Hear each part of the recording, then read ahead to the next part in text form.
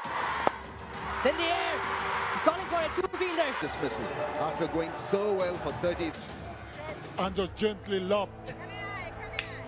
কিন্তু ইমিডিয়েটলি কিছু ঘটনা ঘটেছে, আমার কাছে মনে হয় সেগুলো নিয়ে তার আগে কথা বলা উচিত, তাই ছোট কিছু বার্তা দিতে চাই। আসলে প্রথমেই আমি কথা বলতে চাই তামিম ইকবালকে নিয়ে, কারণ আমরা দুইটা ভিডিওই দেখেছি।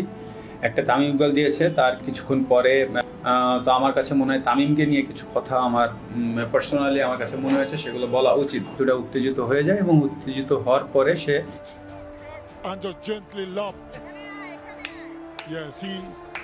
তো এখানে আপনাকে অবশ্যই ম্যান ম্যানেজমেন্টটা খুবই ইম্পর্টেন্ট। এবং আপনি যদি তামিমের দিকে লক্ষ্য করেন, তামিম কোন জিনিস পছন্দ করে কোন জিনিস পছন্দ করে না সেটা আমরা সবাই জানি।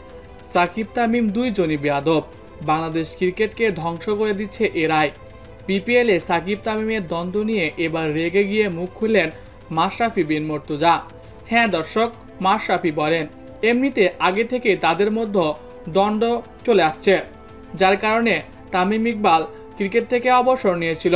অথচ এই ছোট্ট একটা সমস্যা সাকিব তামিমের মধ্যে মিটমাট করে নিলেই সব ঠিক হয়ে যেত।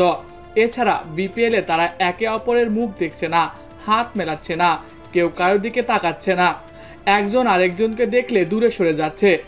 এর থেকে তাদের কোনো ক্ষতি হচ্ছে না, তবে ক্ষতি হচ্ছে বাংলাদেশ ক্রিকেটের। কেননা ভবিষ্যৎ প্রজন্ম তাদের থেকে কি শিখবে?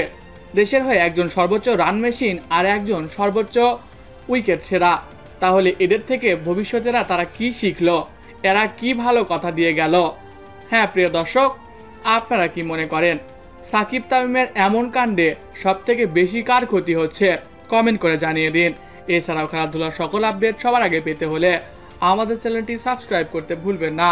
ধন্যবাদ সবাইকে।